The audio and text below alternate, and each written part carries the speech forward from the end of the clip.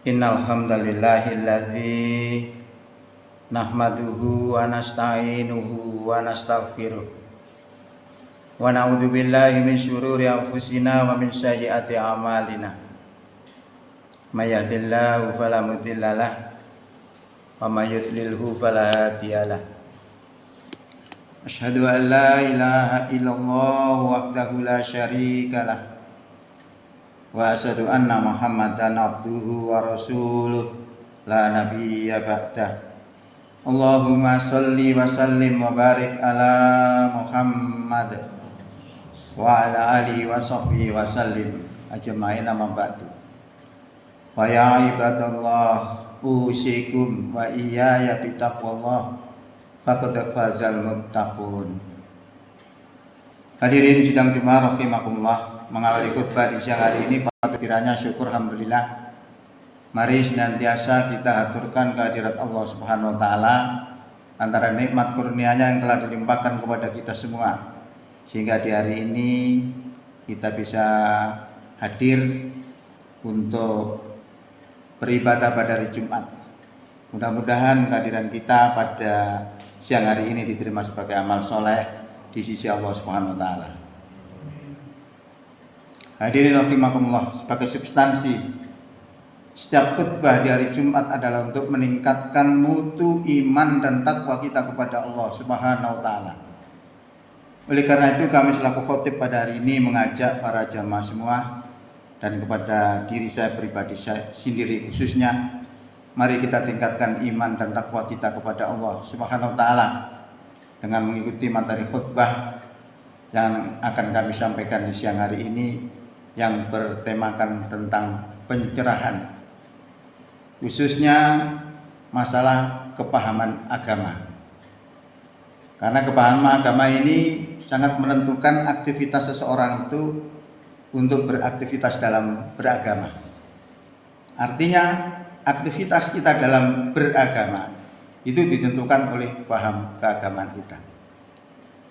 Hadirin rahimakumullah, hal yang viral sekarang ini adalah terkait dengan masalah Islam yang dimoderasikan. Nah, sekarang ini sedang digalakkan moderasi agama. Artinya Islam itu sepertinya setengah diwajibkan harus moderat. Itu sudah di mana-mana.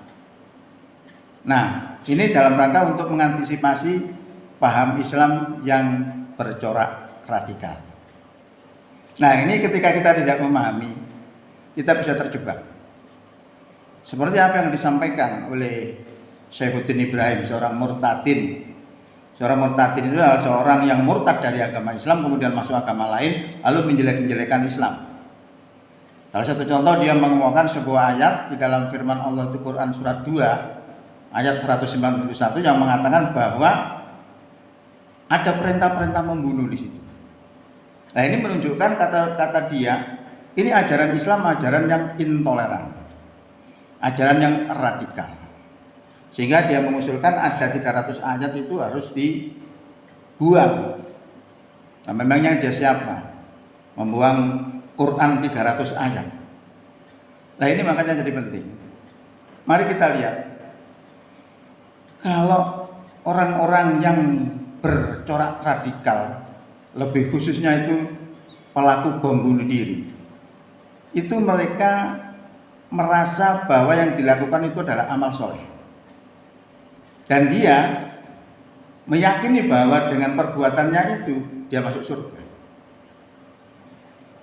Itu pun juga mengacu pada sebuah hadis.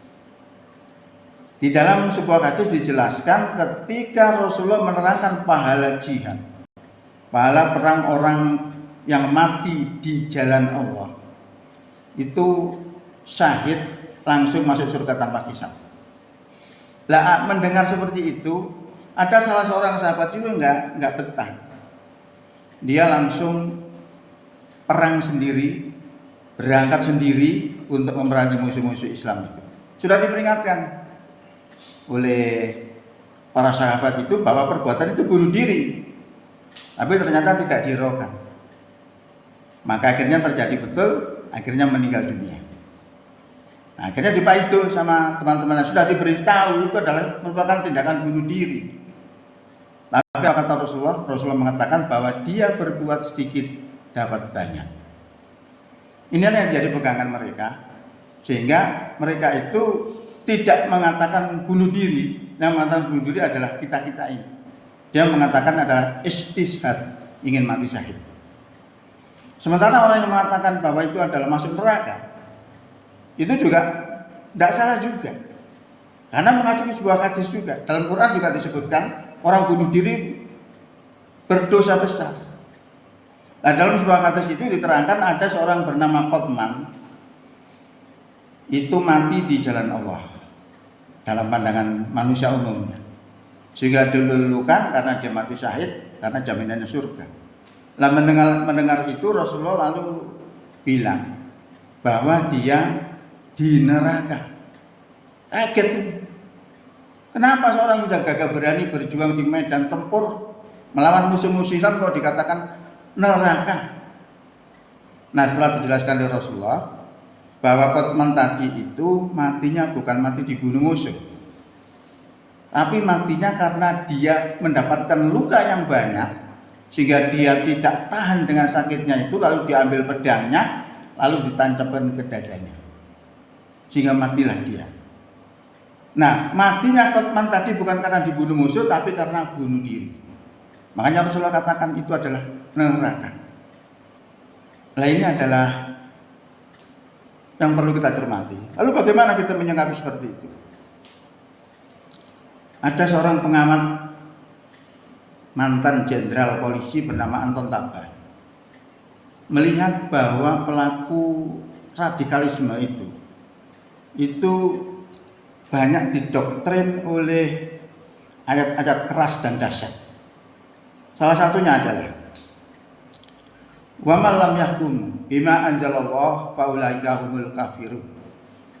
Barang siapa tidak berhukum dengan apa yang Allah turunkan, fa ulaika, maka mereka itu adalah orang-orang kafir.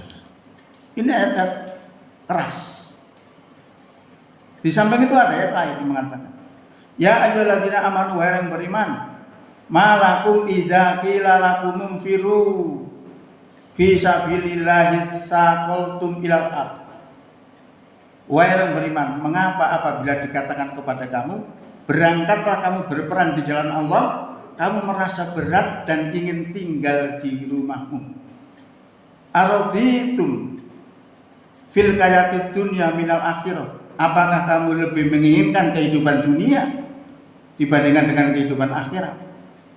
Wa mal hayatud dunya, dan tidaklah kehidupan dunia itu fil akhirati, dibandingkan dengan akhirat, illa qalil, kecuali sedikit. Lihat yang semacam ini didoktrinkan oleh mereka. Jadi akhirnya mereka itu melakukan tindakan-tindakan seperti itu karena pemahamannya itu. Nah, ini yang perlu dihormati, sehingga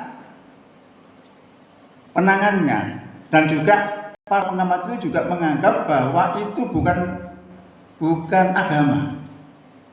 Tindakan kekerasan bukan agama. Oleh karena itu ditangani dengan kekerasan. Tapi ternyata kita lihat masih terus muncul. Dulu sampai sekarang masih muncul. Baru-baru aja kita masih dengar masih muncul di Bandung. Kenapa seperti itu? Nah, padahal ayat-ayat yang semacam itu ayat banyak kontradiksi. Ya, seperti dalam Quran surat 9. Surat 9 itu surat Taubat ayat 29, yang ternyata waktu ada pengumuman di Bandung itu tercecer ayat itu. Ayat 9 ayat 29 yang bunyinya adalah qatilul ladzina la yu'minuna billahi wala bil yaumil akhir wa ma yuharrimuna ma haramallahu wa rasuluhu wala yadiluna dinal haq minal ladzina utul kitab hatta yu'tul jizyata ayyadi wa hum syawahirun. Perangilah orang-orang yang tidak beriman kepada Allah dan tidak beriman kepada hari akhirat, dan mereka tidak mengharamkan apa yang telah Allah dan Rasulnya haramkan. dan mereka tidak beragama dengan agama yang benar. Mereka itu adalah ahli kitab. Ya, sampai mereka itu nanti membayar jizyah itu membayar pajak karena kekalahannya itu. Ya ayadin dengan patuh. Wahum syakirun, sedang mereka dalam keadaan tertunduk. Ayat ini perintah untuk memerangi orang-orang yang tidak beragama dengan agama benar. Tapi di ayat lain disebutkan la ikraha fiddin. Tidak ada paksaan dalam agama. Ayat yang pertama saya bacakan tadi dipaksa. Kalau tidak beragama dengan agama yang benar, kalau tidak beriman kepada Allah dan hari kiamat, disuruh perangi. Tapi ayat yang baru saya baca tadi la ikraha fiddin. Tidak ada paksaan dalam agama. Disebutkan lagi dalam ayat yang berikutnya. Innal ladzina amanu wal ladzina hadu wan nasara was-sabiina man amana billahi wal yaumil akhir wa amila sholihan falahum ajruhum 'inda rabbihim wala khaufun 'alaihim wala hum yahzanun. Sesungguhnya orang-orang yang beriman, orang Yahudi, orang Nasrani, orang Sabiin, siapa saja di antara mereka yang beriman kepada Allah, beriman kepada hari kiamat dan beramal soleh, falahum ajruhum 'inda rabbihim, maka pahalanya ada di sisi Tuhan mereka, dan mereka tidak ada rasa takut dan tidak merasa bersedih hati. Jika disimpulkan, semua agama sama. Jangan mengklaim paling benar. Nah ini biasa dipakai oleh orang-orang liberal, bahwa semua agama itu sama. Tapi kalau kita mengacu pada ayat lain, disebutkan begini: wa man yabtaghi ghairal islami dina. Barang siapa mencari agama selain Islam sebagai agama, fala yuqbal minhu, maka sekali-kali Allah tidak akan menerima daripada agama itu. Wa huwa fil akhirati, dan dia di akhirat termasuk orang-orang yang rugi. Bertentangan. Jadi karena yang seperti itulah menyebabkan pandangan keagamaan itu jadi beda. Kemudian kalau memang apa yang disampaikan oleh orang-orang yang radikalisme itu ada sebuah ayat Quran, nah apa salahnya? Misalnya, ini kita berpikir logis. Kalau kita mengatakan itu tidak benar atau kita sembunyikan, itu kita juga diancam oleh Allah dengan firman-Nya dalam Quran surat 2 ayat 159. Innal ladzina yaktumuna ma anzalna minal bayyinati wal huda min ba'di ma bayyanahu lin-nasi fil kitab ulaika yal'anuhumullahu wa yal'anuhumul la'in. Sesungguhnya orang-orang yang menyembunyikan apa yang telah Allah turunkan berupa penjelasan dan petunjuk di dalam kitab, sudah kami jelaskan kepada manusia, maka mereka akan dilaknat oleh Allah dan akan dilaknat oleh semua orang yang dapat melaknat. Jadi artinya apa? Menyembunyikan agama nggak boleh. Kalau kita bilang agama itu harus moderat, kemudian yang radikal tidak, ini sama. Kalau sebaliknya, agama itu harus radikal, yang moderat tidak, sama. Ini juga menyembunyikan. Jadi persoalannya itu adalah persoalan pemahaman agama saja sebenarnya. Kalau kita ingin menghentikan, itu harus bisa mengalahkan paham keagamaannya. Jadi diibaratkan terorisme itu bagaikan pohon pisang, anaknya pohon pisang. Kalau anaknya pohon pisang itu kita anggap sebagai terorisme misalnya. Kemudian kita nggak suka anak pohon pisang itu, kemudian kita tebang, hilang, dengan kekerasan hilang. Tapi 1 minggu kemudian muncul lagi, kita tebang lagi, 1 minggu lagi muncul lagi. Itu masih seperti sekarang. Sudah dihilangkan dengan kekerasan, muncul lagi, dengan kekerasan muncul lagi. Kenapa sebabnya? Karena akar pisang itu masih ada. Sama dengan itu. Yang dituduh terorisme itu karena dianggap itu bukan agama, maka penyelesaiannya tidak lewat agama, lewat kekerasan, akan tetap muncul. Itu persoalannya adalah karena paham agama. Lah kita harus bisa mengalahkan paham keagamaan mereka. Ketika kita tidak bisa mengalahkan, bagaimanapun caranya dia akan muncul terus karena akar di dalamnya masih ada. Nah ini yang perlu untuk dicermati bagi kita, sehingga kita nanti nggak buta persoalan.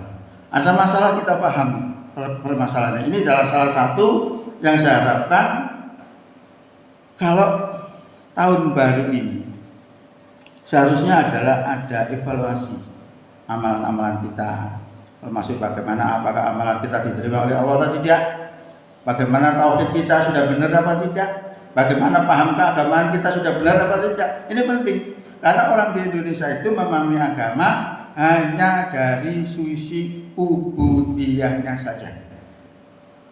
Zakat, sholat, zakat, puasa, haji. Itu memang hadis, tapi itu adalah Islam dalam pengertian khos. Tapi Islam dalam pengertian am, lihatnya dari Quran.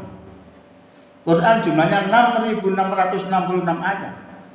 Itu yang dijabarkan oleh Rasulullah dalam sejarah perjalanan beliau. Itu menggambarkan Islam itu seperti itu. Nah makanya Rasulullah itu sendiri sebenarnya bukan moderat, juga bukan radikal, berada di tengah-tengah itu.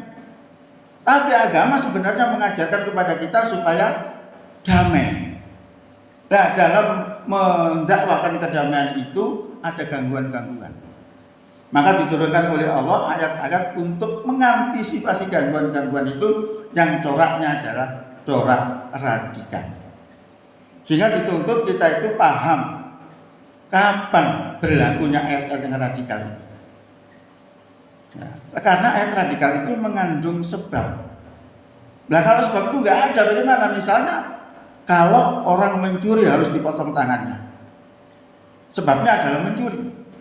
Tetapi ketika sampai hari kiamat tidak ada orang yang mencuri, walaupun ayatnya ini ada, ya tidak bisa dilakukan. Nah kepahaman semacam ini jarang kita jumpai. Akhirnya yang kita jumpai adalah menafikan yang lain, mengangkat yang lain. Seperti sekarang digerakkan gerakan moderasi agama. Saya kemarin itu pernah ikut Sarasean ya, yang dibawakan oleh Gus Islah. Itu mewakili untuk menyampaikan moderasi agama. Ya intinya jurusnya semuanya itu. Yang menyalahkan yang radikal menggunakan yang moderat. Sama aja kalau orang yang radikal mesti menyalahkan yang moderat. Yang moderat mesti menyalahkan yang radikal. Nah solusinya harus paham agama. Bagaimana memahami agama ini jadi penting. Kalau dalam dunia akademik itu memahami agama itu ada dua model. Yang pertama adalah dengan metode normatif, artinya mempelajari agama dari sumber teks asli agama itu. Kalau kita belajar Islam, ya pelajarannya dari Quran dan Sunnah dan sejarahnya. Kalau kita pelajari itu akan menghasilkan 3 pelajaran, yaitu akidah, syariat, dan akhlak, dan akan menghasilkan orang-orang yang fanatik. Yang kedua, dengan metode historisitas, artinya mempelajari agama dari pemeluk agama itu sendiri. Kalau kebetulan waktu itu banyak ngebom, orang yang menyimpulkan bahwa Islam itu ajarannya teroris. Nah, saya sudah bisa tahu. Orang itu mesti belajar menilai Islam itu dari historisitas, bukan normatif. Makanya tidak heran kita ketika tahun 2008 di negeri Belanda itu seorang anggota parlemen bernama Geert Wilders membuat sebuah film yang namanya film Fitnah untuk membuktikan kepada dunia bahwa ajaran Islam tidak layak untuk manusia karena mengajarkan kekerasan. Nah, saya sudah tahu. Orang yang bilang seperti itu belajarnya pasti belajar Islam dengan metode historisitas. Dan memang di bawah itu ayat-ayat. Tapi mereka tidak mengerti kapan berlakunya ayat itu.